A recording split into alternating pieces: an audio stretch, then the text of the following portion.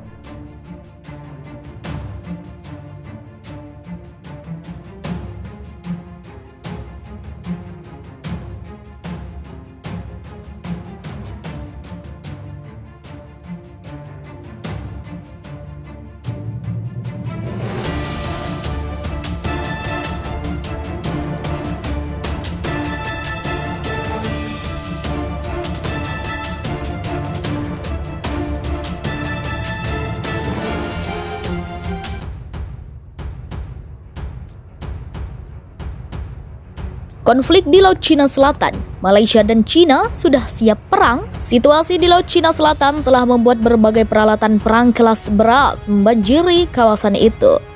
Bahkan negara-negara yang berada jauh di belahan bumi yang lain juga ikut memamerkan peralatan perang. Juga ikut memamerkan peralatan perangnya di perairan yang kaya sumber daya alam itu. China yang mengklaim seenaknya wilayah itu hingga menerobos wilayah yang berbatasan langsung dengan Laut Cina Selatan, membuat negara-negara Asia Tenggara mulai bertindak tegas. Salah satunya adalah Malaysia, dan efeknya kini kedua negara malah bersiap berhadapan satu lawan satu.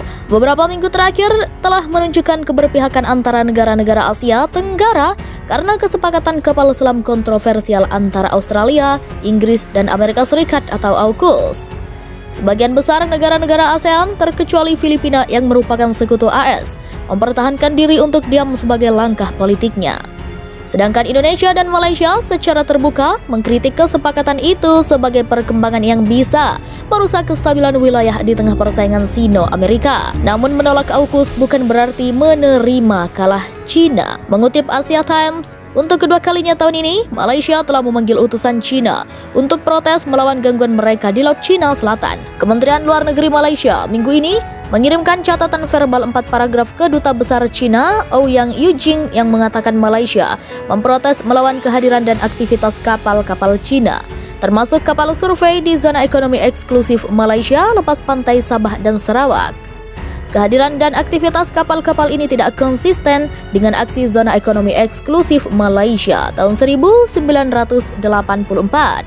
Demikian juga dengan UNCLOS 1982, ujar pernyataan tersebut. Posisi konsisten Malaysia dan aksinya didasarkan pada hukum internasional, mempertahankan kedaulatan kami dan hak berdaulat di perairan kami. Malaysia juga memprotes terhadap gangguan sebelumnya oleh kapal asing lain yang masuk ke wilayah laut kami, ujar pernyataan verbal tersebut. Kata-kata protes tersebut datang hanya sehari setelah Perdana Menteri baru Malaysia, Ismail Sabri Yaakob, memperjelas bahwa Malaysia tidak akan berkompromi atas masalah kedaulatan di Laut Cina Selatan. Pada Juni lalu, Malaysia yang masih dipimpin Perdana Menteri lain secara terbuka menuduh jet tempur China melanggar zona udara dan kedaulatan Malaysia dan berikrar memiliki hubungan diplomatik ramah dengan negara manapun, bukan berarti kami akan mengkompromikan keamanan nasional kami. Menurut Angkatan Udara Malaysia, beberapa pesawat militer China, termasuk Ilyushin 76 dan Xian Y-20, disinyalir membuat sebuah formasi taktis di dalam zona udara Malaysia, yang kemudian menjadi sebuah ancaman serius untuk keamanan nasional dan jaminan penerbangan. Indonesia dan juga Filipina juga terlibat dalam manuver serupa untuk melawan gangguan China yang suka sewenang-wenang masuk ke zona ekonomi Indonesia dan Filipina, menunjukkan perlawanan yang makin ngotot terhadap aksi militer Beijing di laut penuh sengketa itu. Faktanya, 3 negara kunci di ASEAN itu juga telah memperkuat kerjasama pertahanan dan strateginya dengan kekuatan luar, termasuk latihan militer besar-besaran dengan AS beberapa bulan belakangan. Mantan Perdana Menteri Malaysia, Najib Razak, dan sekutu-sekutunya yang kini kembali berkuasa juga bergantung pada China sebagai pengawas strategi besar mereka selama bertahun-tahun. Itulah mengapa sedikit pengamat tidak terkejut dengan posisi Malaysia di tengah posisi mereka terhadap AUKUS ketika mereka menekankan perlunya melihat pandangan China, terutama pejabat pertahanan China, tentang apa yang mereka pikirkan mengenai AUKUS dan apa aksi mereka selanjutnya.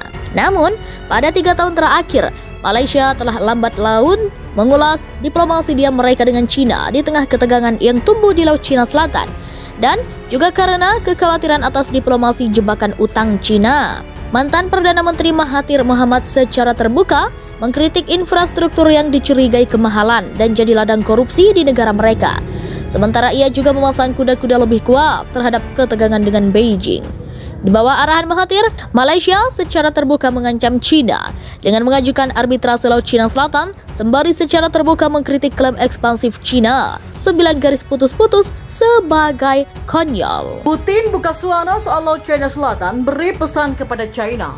Presiden Rusia Vladimir Putin memberikan pesan khusus kepada Presiden China Xi Jinping mengenai Laut Cina Selatan atau LCS. Putin menekankan agar masalah sengketa di perairan itu tidak melibatkan banyak negara.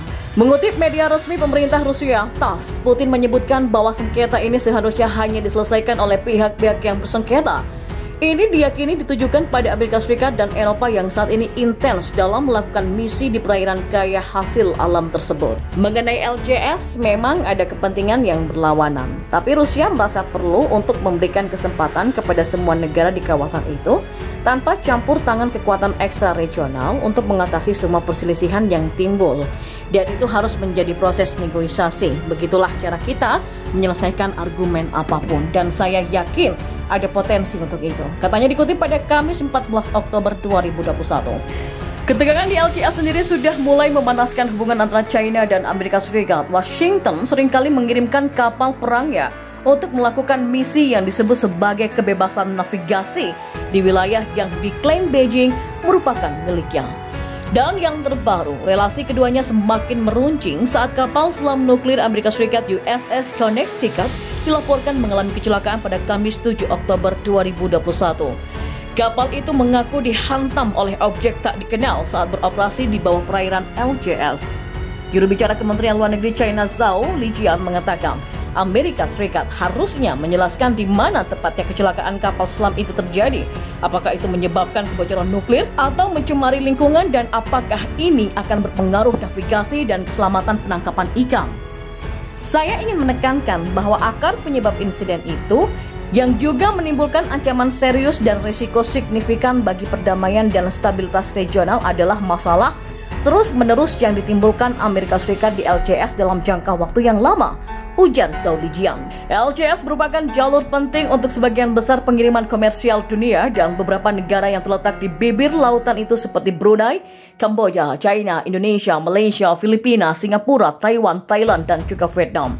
Lautan itu diyakini sebagai lautan yang kaya dengan hasil alam, terutama migas dan ikannya.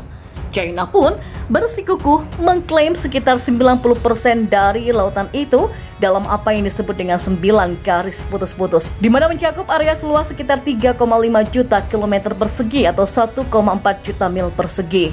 Klaim tersebut telah menimbulkan ketegangan politik dunia akan perang terbuka yang mungkin saja terjadi karena konflik teritorial ini. Putin buka suara soal Laut Cina Selatan, beri pesan kepada China.